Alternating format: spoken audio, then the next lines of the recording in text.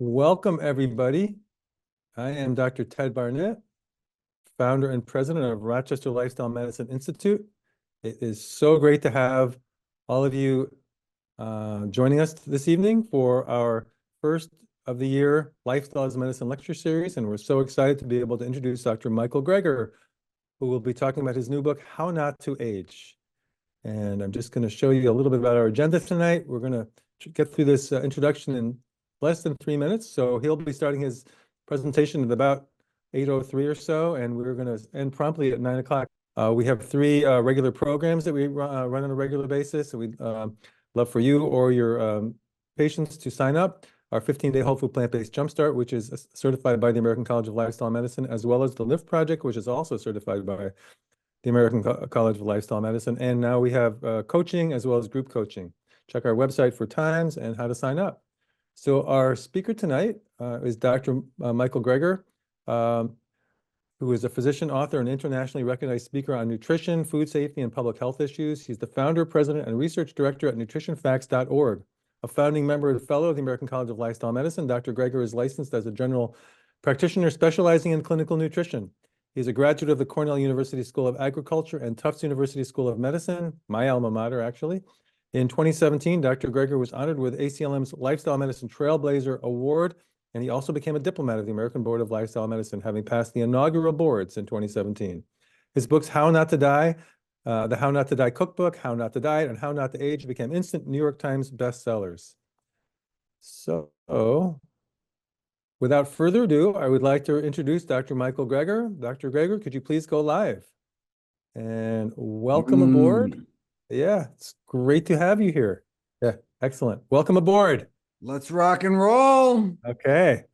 My inspiration for writing How Not to Age was this consensus document compiled by the top researchers in the field, the likes of Longo, Sinclair, Fontana. They were brought together to identify the most promising strategies to combat aging. They identified a list of essential pathways. For example, drugs that can block the hormone IGF-1, or drugs to block the pro-aging enzyme TOR. But I realized, wait, every single one of these pathways could be regulated through diet. That became the opening section of the book. For example, boosting something called autophagy. At any given time, most of our cells are producing and assembling more than 10,000 distinct proteins, each of which can become misfolded or damaged at any time and require a cleanup on aisle 3. That's where autophagy comes from the Greek words for self-eating. It's a housekeeping process by which defective cellular components are broken down and scrapped for spare parts. This doubles as both salvage operation and quality control, renewing our cells in a sort of cellular reset. As one review put it, the janitor is the undercover boss. Self-digestion for lifespan extension. Enhanced autophagy delays aging, but unfortunately, our ability to take out the trash declines with age. The drug industry is eager to pharmacologically modulate autophagy to combat aging, but we can do it naturally. One way is through fasting. Unfortunately, autophagy doesn't maximally ramp up until a day or two of fasting, which may be too long to go unsupervised. Thankfully, there's another way to activate autophagy. You can fast or go fast. Exercise induces autophagy. As one of the researchers said, I've always known exercise is good for you, but when we found out it increased autophagy, I've finally got a treadmill. You have to do it enough, though. Autophagy is activated after 60 minutes of moderate intensity activity, such as brisk walking, but only 20 minutes fails to move the needle. What about diet? Any foods to avoid? Acrylamide can inhibit autophagy. Acrylamide is a toxin found concentrated in French fries and potato chips.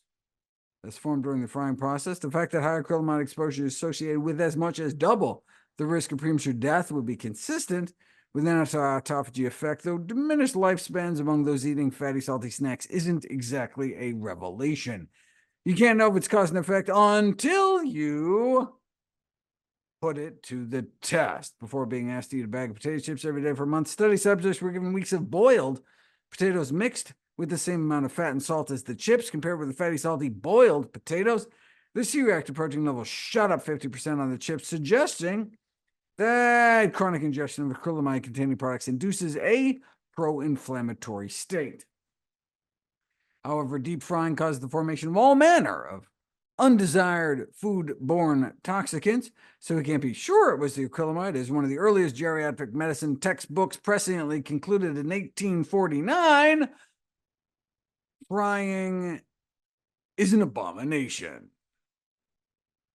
If you just must have your French fry fix, air frying produces about 90% less acrylamide. Anything that can help? Starving yourself generates discomfort, but there is something that activates autophagy that many people find comforting. Coffee. About 20 studies have followed more than 10 million people over time, and those drinking 3 cups of coffee a day had 13% lower risk of dying from all causes put together. And decaf appears to be just as protective, so it's not the caffeine, but rather the chlorogenic acid, the primary antioxidant in coffee found to enhance autophagy in human cells. More than 100 coffees have been tested, and chlorogenic acid levels vary by more than 30-fold. The major contributor to this wide range was Starbucks, with an extremely low antioxidant content, thought to be because they roast their beans so dark they destroy it. Instant coffee seems fine from an autophagy activation standpoint, and brewed has more than espresso.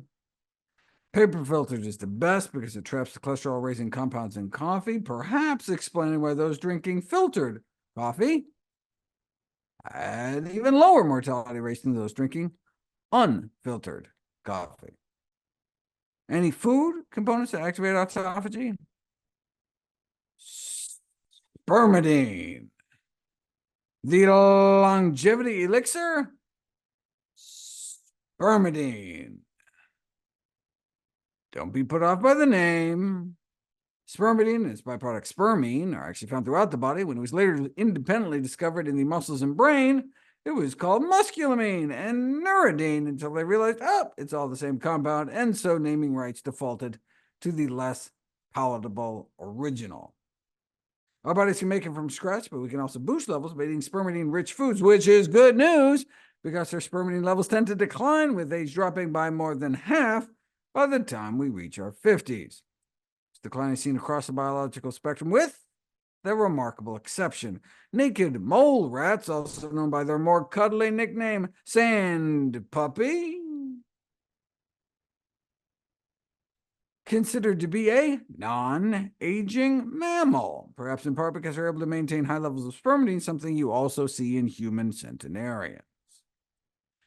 Hundreds of thousands of women in their 40s through 80s were followed for 20 years, and after looking at 146 different components of their diets, the single most predictive of longevity was spermidine. Higher spermidine intake is linked to lower mortality. Those who consume the most had a reduced risk of death from all major causes, which is what we'd expect from an anti-aging compound. To prove cause and effect, extra spermidine was fed to animals, and induction of autophagy by spermidine promotes longevity, increasing the lifespans of mice, for example, by as much as 25%. In a database of more than 1,000 life-extending compounds, among the small subset with the fewest side effects, spermidine had the largest documented lifespan extension. This led some to propose that spermidine may be an anti-aging vitamin. When we're younger, we may be able to make enough, but as we get older, we may need to start ensuring we're getting enough through our diet to maintain autophagy into old age. Well, if spermidine is an anti-aging vitamin, where is that vitamin found? Beans. Beans are said to have the highest natural amounts. Fermented whole soy food called tempeh actually tops the list, followed by plain white mushrooms, though pig pancreas does take the bronze. The single most concentrated source is wheat germ, since the serving size is just a tablespoon. It's also the cheapest source, costing as little as 2 cents per milligram. You can't get a lot of pancreas for 2 cents. Does wheat germ actually do anything, though? Let's randomize some people to dinner rolls and find out. A randomized double-blind pilot, which older individuals were secretly slipped some spermidine in the form of wheat germ baked into bread rolls versus placebo rolls with wheat bran instead, and those with mild dementia improved way beyond all available anti-dementia drug treatments so far. Admittedly, that isn't saying very much. The latest Alzheimer's drugs don't appear to work at all, all you get for your $56,000 is a dramatically increased risk of swelling or bleeding into your brain. And the FDA approved it anyway. The head of the American Geriatric Society replied, "My head just exploded." So, to wrap up this section, autophagy is considered the primary system for cleaning the body from the inside out, and we can boost autophagy with aerobic exercise, skipping the fries and chips, drinking coffee, and eating specific foods to reach a target of 20 milligrams of spermidine a day. Offer similar diet and lifestyle takeaways for each of the other 10 anti-aging pathways, but I also want to touch on the other 3 major sections of the book. Part 2 focuses on the diets and lifestyles of the healthiest and longest living people around the world. Studies following identical twins suggest that only about 25% of the variation in lifespan between people is explained by genetics. What can we do for the majority over which we may have some control? Well, the media loves stories about hard-living centenarians who attribute their longevity to some combination of lard vodka and favorite brand of cigarette. But how do the oldest and healthiest really eat and live? That's what we have the blue zones for, areas of exceptional longevity around the world, where they have up to 10 times the rate of those reaching triple digits. What lessons can we learn? The Blue Zones organization distilled findings from more than 150 dietary surveys from the world's longest living people to create a set of 10 food guidelines. The foundation of the Blue Zones food guidelines is making your diet at least 95% plant-based, avoiding highly processed foods, emphasizing beans as the healthiest source of protein, water is the best beverage, and nuts as the healthiest snack. That is the foundation. The final 5 guidelines are to go easy on fish, eliminate eggs, slash sugar, reduce dairy, and retreat from meat. There are a number of shared Blue Zone lifestyle characteristics, avoiding smoking, daily exercise, but plant-based nutrition appears to be the principal component, alone accounting for about half the difference in lifespan. No surprise, since the number 1 risk factor for death in the United States is the American diet. Unsafe sex is bad. A sedentary lifestyle, bad. Alcohol and drugs, especially tobacco, bad. But cigarettes only kill about 500,000 Americans every year, whereas our diet kills many more. We are what we eat, which is good news because it's something we can do about it. Changing from a typical diet to a more optimized diet, we expect to increase the lifespan of women by about 11 years, men by 13 years. The largest life expectancy gains would be made by eating more legumes. In other words, more beans, split peas, chickpeas, and lentils. So if there's one thing we could eat, legumes for longevity, hummus for health. Then comes whole grains and nuts and eating less meat. And it doesn't take much. The NHARP studies, the largest forward-looking study on diet and health in history, based on its 6 million person years of observation, replacing just 3% of daily caloric intake from animal protein with plant protein was associated with a 10% decreased risk of overall mortality. Just swapping 3% of all the animal protein sources, eggs were found to be the worst. Swapping in 3% of plant protein for egg protein was associated with twice the benefit, 20% lower mortality, having scrambled tofu instead. But does eating healthier actually slow down aging? Adopting a plant-based dietary pattern, especially when rich in healthful plant foods, was associated with a substantially lowered pace of aging. All we need now is an interventional trial to prove cause and effect, and here we go. Randomize hundreds to a diet centered around healthy plant foods, or to exercise, or to neither. And though the physical activity alone sadly failed to slow the aging process, those in the plant-based dietary intervention group had a significant slowing of biological aging. In terms of lifespan, eating a burger may cut one's life as short as smoking 2 cigarettes. So if it wouldn't even occur to us to light up before and after lunch, maybe we should choose the bean burrito instead. Of course, this isn't just about adding years to your life, but life to your years. An unhealthy aging index was devised to measure functional impairments, vitality, mental health, in addition to physical health, substituting even just 1% of calories from animal protein for plant protein appear to lead to significantly less deficit accumulation, and substituting 5% may reduce the risk from dying from the greatest deficit of all, dementia. That may help explain why those who don't eat any meat at all may be up to 3 times less likely to become demented later in life. But again, it's not all or nothing. In fact, the worst thing about humanity's diet is neither animal nor vegetable, but mineral, sodium. Basically, we should switch from sodium salt, sodium chloride, to potassium salt, potassium chloride. Happy to talk about more in the Q&A. What about fish? Unfortunately, our oceans have essentially become humanity's sewers. Everything eventually flows into the sea, so the consumption of contaminated seafood has become the main route of human exposure to chemical pollutants. Yes, a variety of foods are affected, but the number one source of DDT, fish. The number one source of PCBs, fish. Salmon is the worst when it comes to PCBs, followed by canned tuna.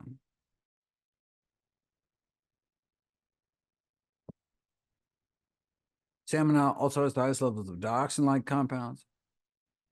So on the one hand, fish has long been viewed as a healthy dietary component because of their long-chain omega-3s, but on the other hand, we've so polluted our world that we're now seeing heavy metal, pesticides, flame retardants, and fish forever chemicals, which may explain why, despite their omega-3s, there's been a failure to consistently observe beneficial effects of fish consumption.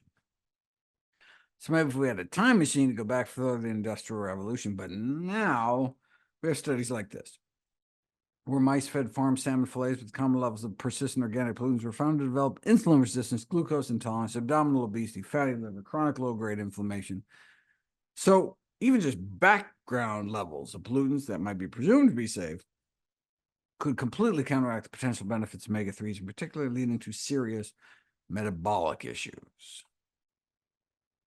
For mercury, it's more about brain function. Hundreds of thousands of babies born with brain damage every year in the United States as a consequence of their mothers consuming mercury-contaminated fish during pregnancy, with the resulting loss of intelligence estimated to cause billions of dollars of lost productivity every year. In the aging literature, there are cases like this: a man with years of progressive memory loss, tentatively diagnosed with Alzheimer's dementia. His friends and family assumed he was nearing the end of his life. But a detailed history revealed that he had consumed swordfish once or twice a week. When the fish was removed from his diet, his mercury level fell, and his memory bounced back. No more dementia. So it seemed he didn't have Alzheimer's after all, but rather mercury poisoning from a handful of monthly meals of contaminated fish. You can see the same remarkable reversals with hair loss. Here's a common story. Perimenopausal woman seeks help for hair loss. Blood tests indicate elevated mercury levels, and no wonder she had a diet high in tuna, but within 2 months of skipping fish, her hair started to grow back, and eventually her hair regrew completely. So, doctors should consider screening for mercury toxicity when they see hair loss, since there's something we can do about it. Instructing patients to reduce fish intake could offer relief of symptoms and uncover dietary habits that may be a source of heavy metal-induced hair loss. Though admittedly, sometimes heavy metal can lead to too much hair. Let's move on to part 3. What can we do to preserve our bones, bowels, bladder, and circulation? Our hair, hearing, and hormone balance, immune function, joint health, minds, and our muscles, sex life, and skin, teeth, vision, and finally, our dignity in death.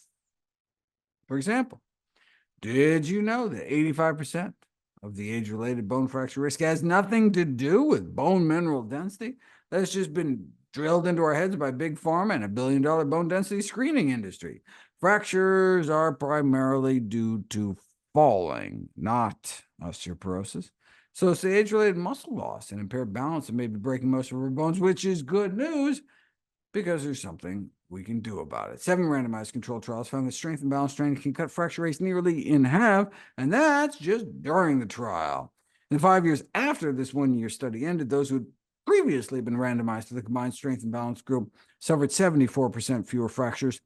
That's far more effective than osteoporosis drugs like Fosamax that can cause fractures. Atypical femoral fractures in as many as 1 in 300 users. We call them atypical because they occur not after a fall or trauma, but just during routine activities like walking, twisting at the waist, or even just standing still. Thanks to the drug, your femur, your thigh bone, the biggest bone in your body, just snaps in half. Too cruel an irony from a drug that's supposed to protect your bones. This is what it looks like on X-ray. Ouch.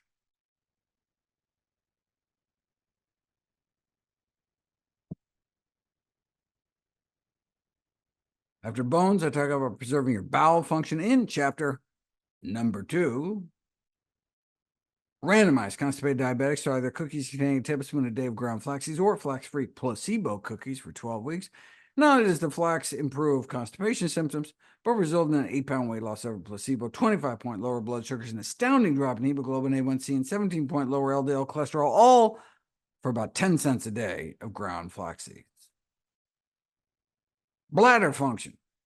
Prevalence of overactive bladder syndrome increases with age, reaching about 1 in 3. No wonder bladder relaxing drugs are a multi-billion-dollar industry, yet may only reduce bathroom breaks compared to placebo by a half a pee a day. But a quarter teaspoon a day of dried cranberry powder work nearly 4 times better, about 2 fewer daily trips to the bathroom over placebo, and that's without any of the drug's side effects. Dry mouth, constipation, sedation, impaired cognition, urinary retention, and visual disturbances that lead almost 2/3 to stop taking these drugs, whereas cranberries are just tangy. Urinary incontinence is a common problem with older adults, particularly women, thanks to childbirth. Systemic menopausal hormone therapy, like Premarin, actually makes it worse. Though local vaginal estrogen may help, but what works 5 times better than estrogen cream? Kegel exercises, pelvic floor exercises, as I detail in the section Jack in the Box. But if 1,000 postmenopausal women take the standard hormone regimen for 10 years, you not only expect 876 extra cases of urinary incontinence that they wouldn't have had otherwise, but 9 more cases of invasive breast cancer, 8 more cases of heart disease, probably 22 more cases of dementia, 21 more cases of gallbladder disease, 9 more strokes, and 21 more blood clots, though not a single partridge nor pear tree. However, hormone therapy is highly effective in decreasing menopausal hot flashes. Is there any way to keep cool without the clots and cancer? In the U.S., menopausal hot flashes are considered inevitable, but there isn't even a word for hot flash in Japanese. That may be due to their greater consumption of soy foods, but you don't really know until you put it to the test. Harvard funded randomized crossover trial of a half cup unsalted soy nuts a day and achieved, compared to the control group, 45% reduction hot flashes within 2 weeks. Given that a plant-based diet may also be helpful for managing menopausal symptoms, researchers decided to combine the two, plant-based diet and whole soybeans. In fact, 2 randomized control trials found that plant-based nutrition with a daily half cup of cooked whole soybeans, like out of a can, reduced the number of serious hot flashes by 84 to 88%. Overall, most randomized the plant-based bean group ended up free of moderate to severe hot flashes, compared to about 95% still suffering in the control group. Lots of other things can help. Whole fennel seeds, powdered into capsules to pit them against placebo in a double-blind trial, significantly improved menopausal symptoms at a dose of just a teaspoon a day. Fenugreek may also help at a dose of 1.5 teaspoons a day, though not as much as hormones, but without the side effects. Though fenugreek can make your pee smell like maple syrup. Sounds like a bonus. Nice thing about studying spices, that entire servings can be stuffed into pills. You can do placebo-controlled trials. A quarter teaspoon of black cumin powder a day led to significant improvements over placebo, memory, and other tests of cognition within 9 weeks. Black sesame seeds, less than a teaspoon a day of ground black sesame seeds stuffed into capsules against placebo, drove down systolic blood pressure by about 8 points within a month. If sustained, that alone could decrease the risk of stroke by about a quarter and is delicious. What else can we powder? Strawberries. Osteoarthritis patients are randomized with 2 ounces of freeze-dried strawberry powder versus a fake strawberry flavored and colored placebo powder. And compared to placebo, the real strawberry significantly decreased constant pain, intermittent pain, total knee pain, and improved disability and overall quality of life. The reason we care is that osteoarthritis is the most frequent cause of physical disability among older adults, yet how do we treat it? Acetaminophen, Tylenol, is considered the first-line painkiller, but guess what? It doesn't work. I mean, it works, just not much better than a sugar pill. But at least it's not going to make matters worse, like other things we doctors have cooked up, like steroid injections, which actively worsen joint deterioration and don't even offer better pain relief than placebo, or arthroscopic surgery, which may end up tripling our risk of having to get a full knee replacement. I mean, so look, even if this strawberry study is some total fluke, what's the worst that can happen? Tastier smoothies? And less than a quarter of a teaspoon of ground ginger a day can beat out placebo for joint pain. Researchers conclude ginger is recommended as a safe drug for these patients, but by drug, they're just talking about a couple pinches of the ground ginger you can buy at any store. There's even a study on topical ginger, at least when applied to the scrotum. Paper-thin slices of ginger applied over the inflamed testicles, and the researchers were on the ball, healing nearly 3 times faster than the control group.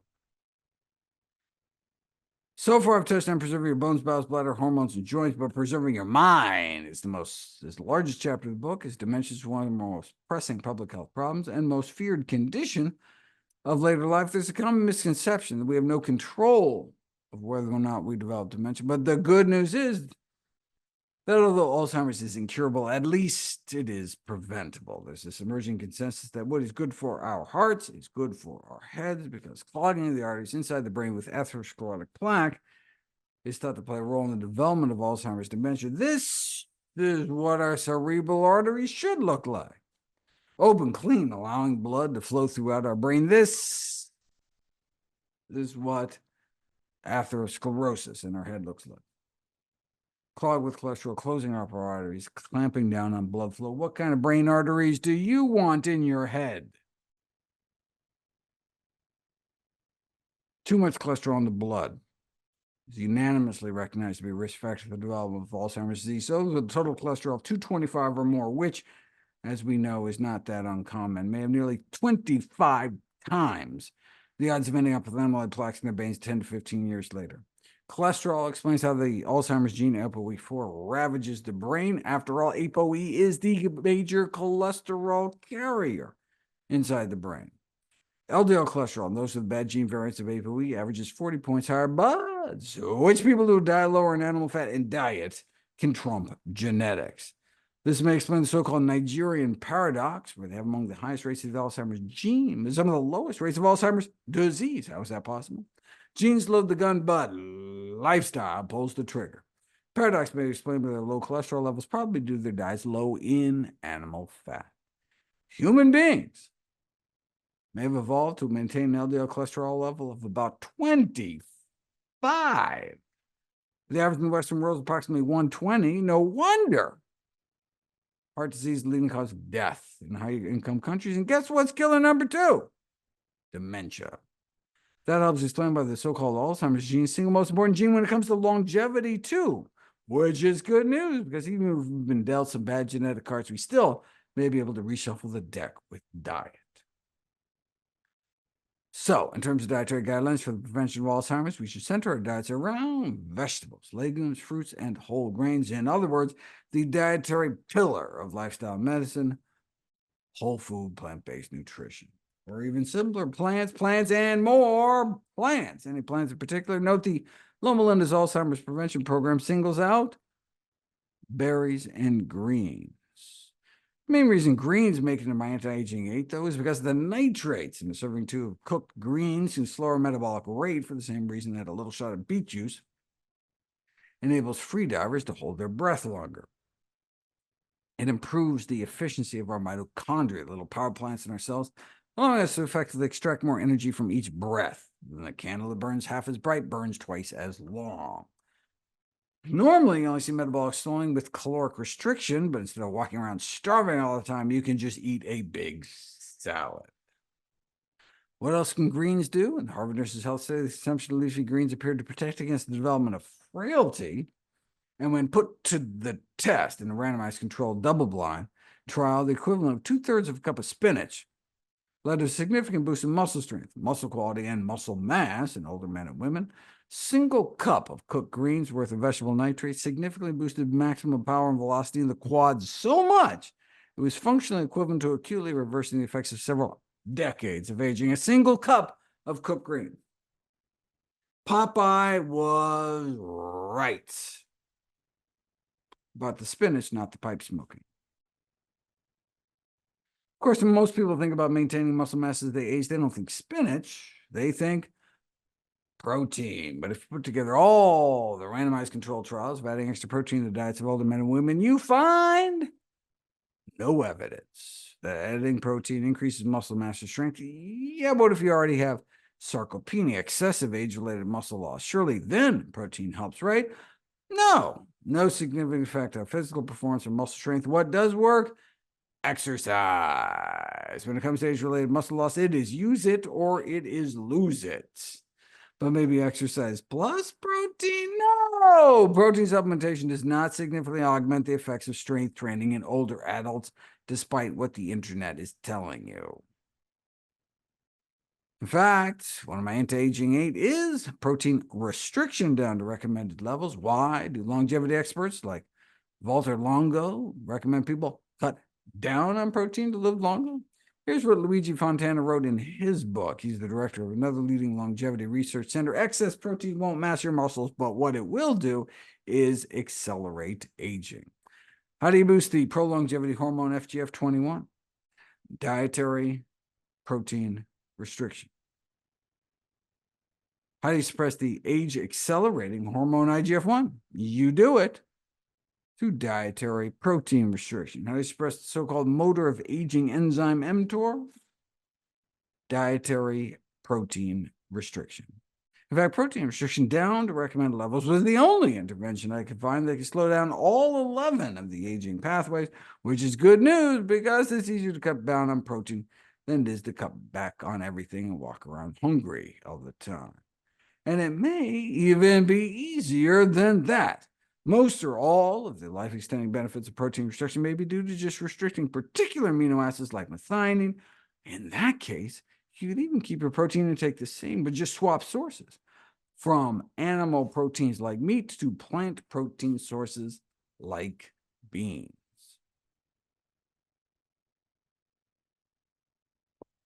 So, in humans, methionine restriction can be achieved using a predominantly plant-based diet, which makes methionine restriction feasible as a life extension strategy. Of course, drug companies look at the same data and think, what pharmaceuticals can we develop to mimic these dietary interventions? Anything else to maintain muscle mass other than greens and machines? How about cocoa beans? Older men and women randomized to a single tablespoon of regular cocoa powder a day experienced a significant improvement in muscle mass, strength, and all 4 tests of physical performance. What else can cocoa do? Increase the circulation within our skin, boosting it 70% within 2 hours after less than a tablespoon. Do that every day, and within 3 months, you end up with significantly improved skin thickness, density, hydration. Keep it up for 6 months, and you see an improvement in wrinkles. All but making your life a little more chocolatey by adding some natural cocoa powder to your daily diet. I put in my oatmeal with some water-packed tart cherries for a morning-time chocolate-covered cherry sensation. What else can we do for our skin? Well, there's certainly other antioxidant, anti-inflammatory, glycotoxin-free foods. So when patients inquire about a diet that might contribute to younger-looking skin, evidence supports a recommendation to follow a whole food plant-based diet. But the most important thing to prevent skin aging is avoid the sun. Exposure to sunlight may account for up to 90% of visible skin aging. That's why dermatologists agree there's nothing more important to slow the signs of aging than to protect your skin from the sun. Check out this driver who spent years getting more sun on the left side of his face through the driver's side window. So, the gold standard is considered by the use of sunscreen in the daytime and so-called retinoids at night. They're talking about a prescription-only form of topical vitamin A known as all-trans-retinoic acid, or tretinoin, sold as Retin A, which has been widely proven to improve skin appearance. The only problem is that it may kill you. Topical tretinoin therapy and all-cause mortality randomized controlled trial had to be stopped early because significantly more people were dying in the retinoic acid group compared to the placebo cream group. So what can we use? Topical niacinamide, also known as nicotinamide, is described as one of the best studied anti-aging skin cream ingredients, not saying much, but has been shown to reduce yellowing, wrinkling, blotchiness, and dark spots in aging facial skin, for example, significantly reducing crow's feet wrinkles around the eyes. This was a split-face study with 64% of the niacinamide side eye wrinkles had moderate or marked improvement compared to 0% on the placebo side eyes.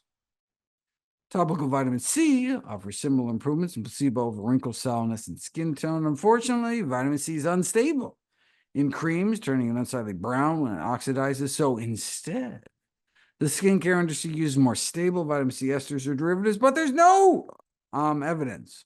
But there's no evidence these compounds have comparable effects. But the good news is that you can make your own. The 10% solution used in the study retails for a ridiculous $127 an ounce, but you can make a DIY solution more than 2,000 times cheaper by simply buying ascorbic acid in bulk, mixing 3 grams and 30 grams of water at a cost of about a nickel per ounce.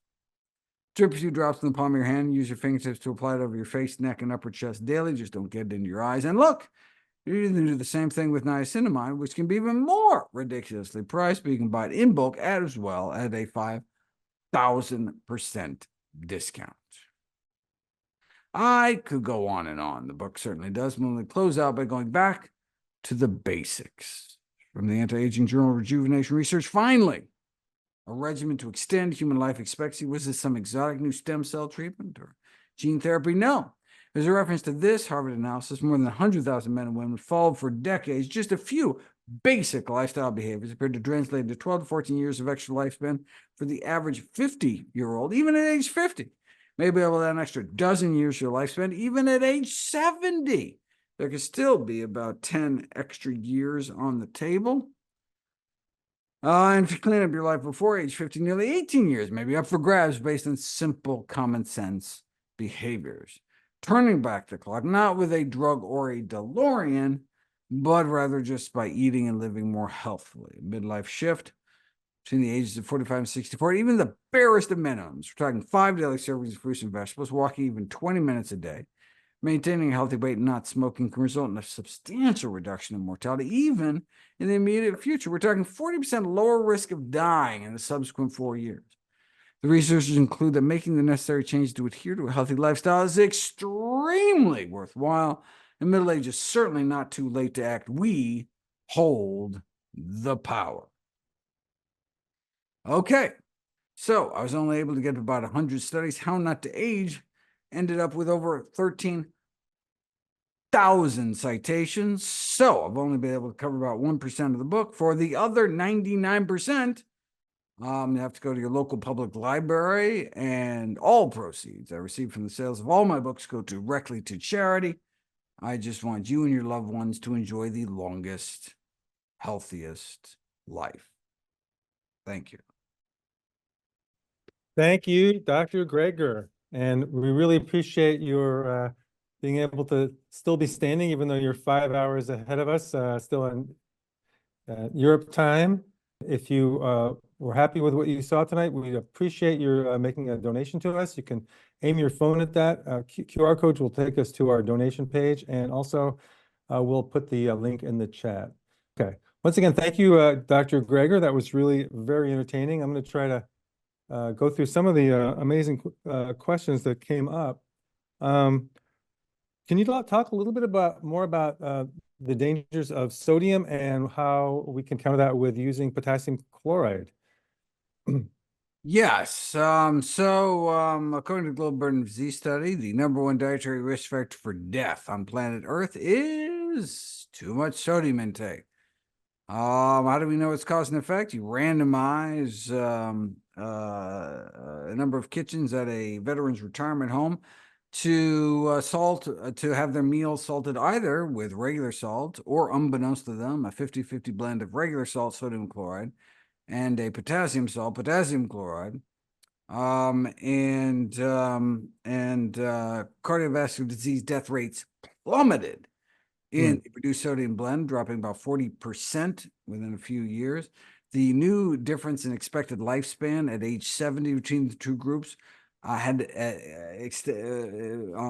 14 years, meaning that even switching to half potassium salt, which you wouldn't even taste the difference of, effectively made them more than a decade younger when it came to the risk of premature death.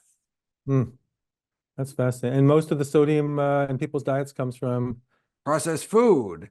Under food. age 20, number one source of sodium is pizza. Between ages 20 and 50, number one source is chicken, because they actually inject salt water into chicken to make it retain water so they can make more profit off of it. And over age 50, the number one source of sodium in the American diet is bread.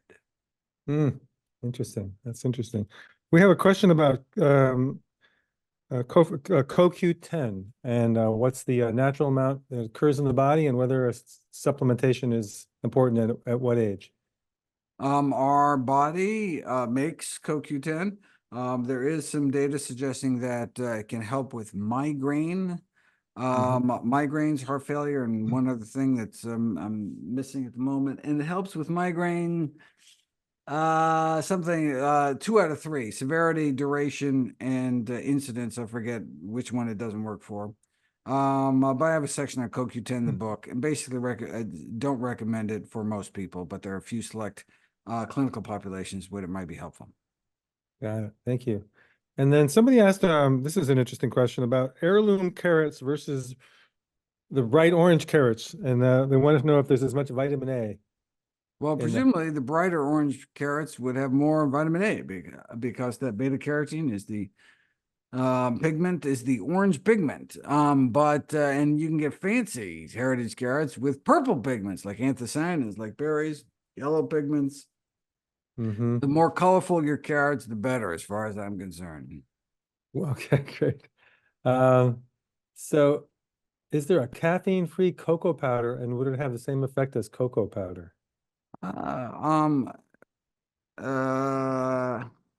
there is not a decaf cocoa powder. It's not so much caffeine. There's another compound that has stimulant properties.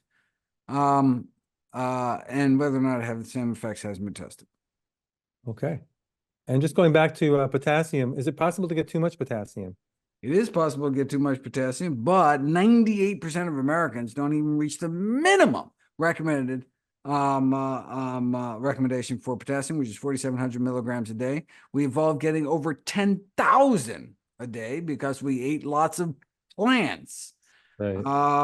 And yet now we are 98% of Americans eat potassium deficient diets. Of course, you have to have kidneys able to excrete potassium. So if for whatever reason you have problems with your kidneys or on certain drugs that don't allow you to adequately process potassium, you can run into problems. And so as we get older, diabetes, etc., you should make sure you get your kidney function tested before starting a potassium-based salt substitute. And here's a softball question from Carrie. She says, thank you for the entertaining lecture. Does the whole food plant-based diet reverse plaque buildup in the arteries?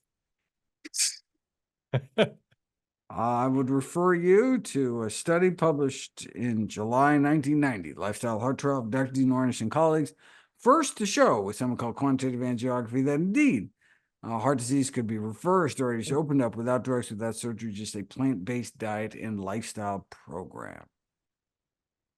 Thank you for that.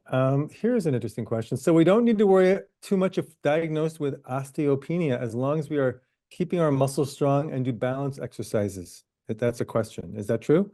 Well, there's all sorts of what's true is fall prevention. Fall prevention is not just lower limb strength training and balance exercise, but not having adequate lining in your stairwells, not having little slippery throw rugs, not walking around when it's icy outside, not getting pulled by big dogs. I mean, there's like a million things you can do to make sure that you don't, change a light bulb on a little footstool and end up with a hip fracture that kills you 6 months later. Right.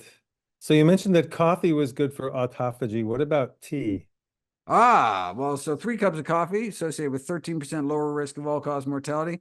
3 cups of tea every day associated with 24% reduced risk of all-cause mortality, but even better through a different mechanism. So Mm, presumably there'd be an additive effect. So that's why I start my days with 3 cups of coffee, switch over to 3 cups of tea before moving to herbal tea in the evening. got it. Got it. And does it matter what kind of tea? It does. Green tea is slight edge over black. Both are good. Okay. And you mentioned Starbucks is a problem. Is it totally useless to be? Well, no, it's just has up to 30 times lower levels of the antioxidant chlorogenic acid, which is responsible for the autophagy boosting effects. Got it. Got Presumably, it. their blonde roast would be Right. better, but I don't know if that was tested. Got it. Got it. And wouldn't you know it, I like the dark roast better myself. So there you go. So this is a question about having been on antibiotics for the last 3 years. Or it was 3 years ago, she was on antibiotics. And how do I restore microbiome to the intestinal tract after significant damage to that by several rounds of antibiotics for recurring UTIs?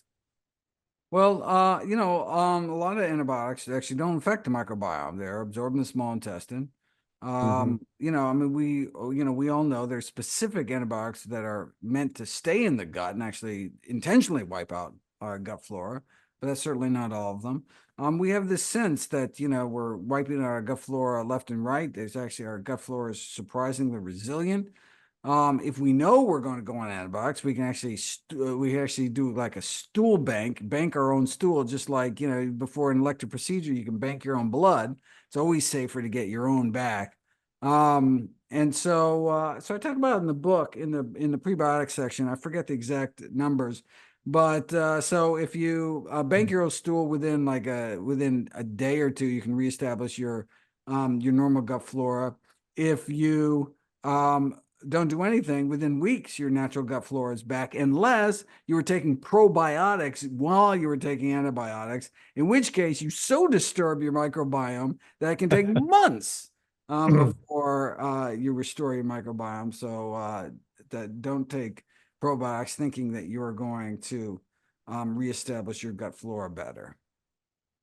Wow. So you mentioned probiotics. Tell us a little bit more about what you think about probiotics generally.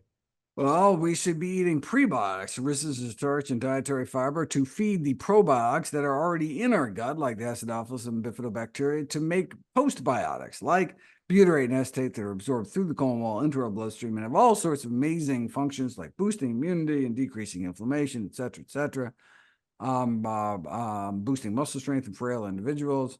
Yeah, we got to feed the good gut bugs that we have. There's no point in putting other new good bugs in there if you do not provide an environment in which they can thrive. So if you starve your good fiber feeders, then why adding more fiber feeders? They're still going to starve. You just got to feed the ones you have, and they will be plentiful and multiply, Right. fruitful Interesting. and multiply. Exactly. Here's a question about gallbladder removal. So post-cholecystectomy eventually overloads toxins in the liver and causing NALD. Would the removal of the gallbladder eventually overload toxins in the liver and cause non-alcoholic liver disease? I know of no association between um, uh, uh, fatty liver and gallbladder removal. Yeah, and I'll comment on that as well. It wouldn't actually make sense physiologically because you're still getting the bile still leaves the liver. It's not like it's building up there. It just doesn't have a reservoir.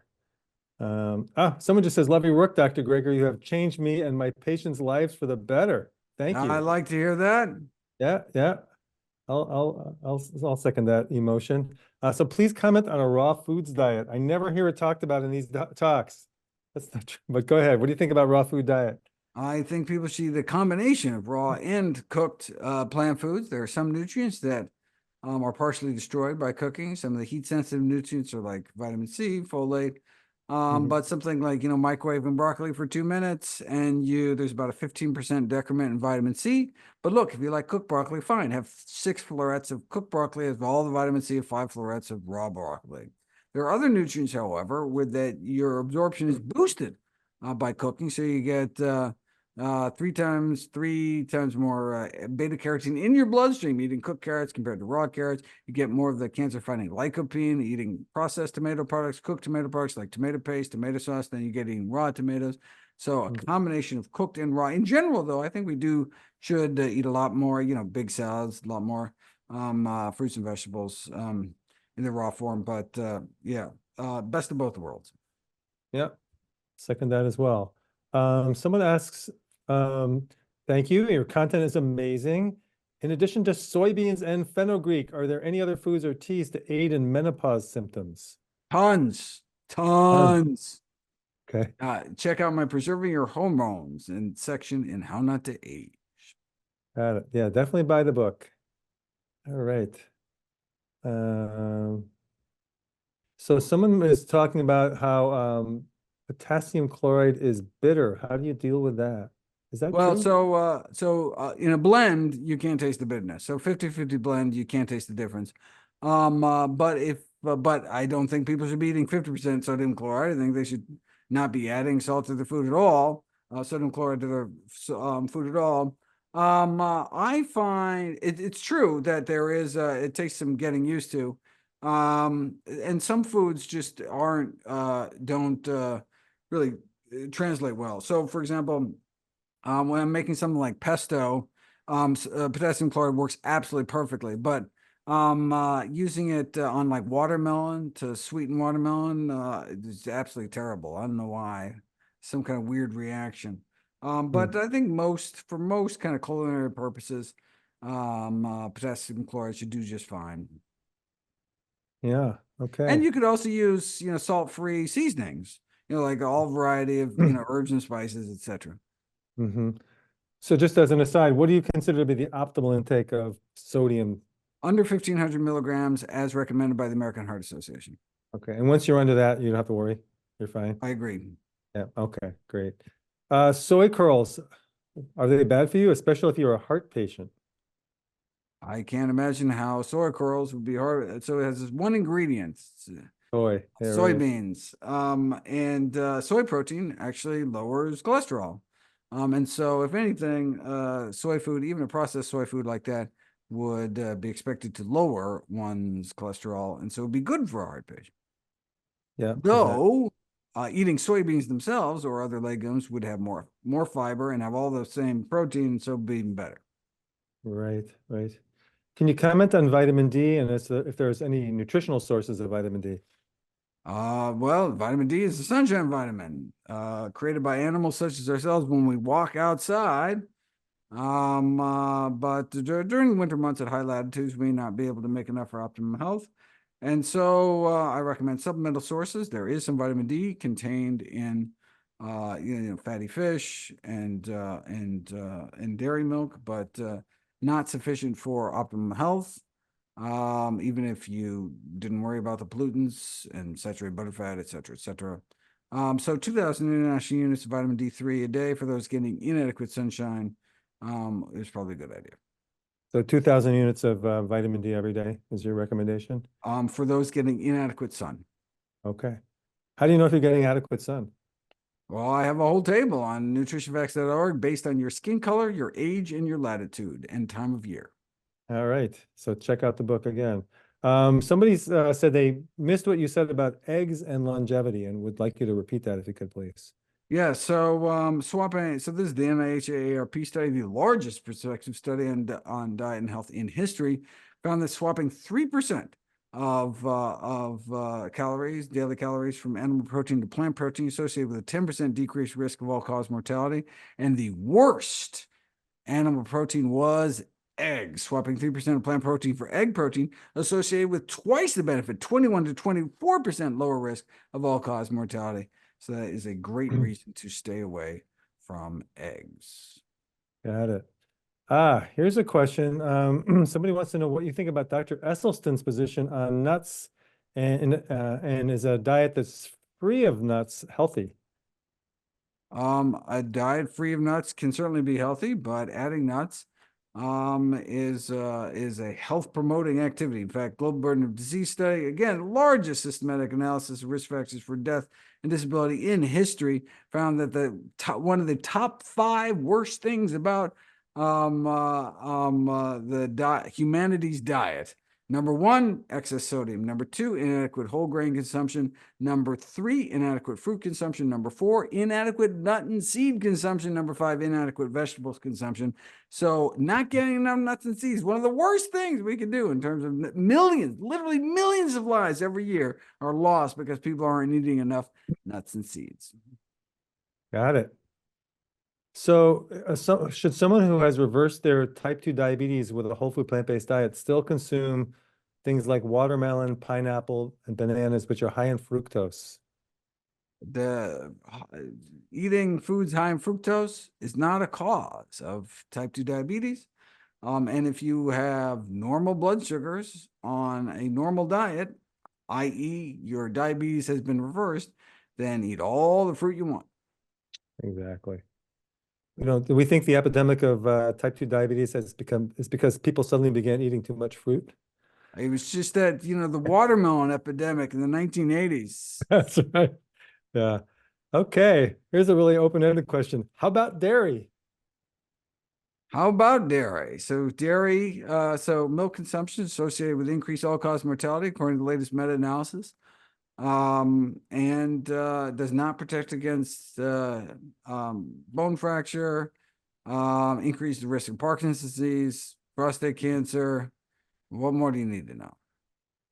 Sounds good. All right. I think we'll wrap it up here. This is an interesting question. What supplements do you personally take apart from vitamin B12 and vitamin D? I take 250 milligrams of gluten-free DHA, algae-based DHA, and a variety of spices every day, which really aren't supplements, they're whole food. But so I take turmeric, amla, which is dried Indian gooseberry powder, black cumin, papali or long pepper, and powdered ginger every day. I wrap it up in a little edible film, which is just a 1-ingredient potato starch, and then you dip it in water and just take it down. And so it's kind of like a supplement, but it's just whole foods. Got it. Got it. Well, listen, thank you so much, Dr. Greger. And I appreciate your ability to stay on your feet, even though you're 5 hours ahead of us. So, and how about a round of virtual applause from the audience? Yay, thanks so much. Yay. I absolutely love everything that you're doing, and I want to emphasize the call for donating to the Rochester Lifestyle Medicine Institute, one of the great institutions of the world in terms of improving the health of humanity.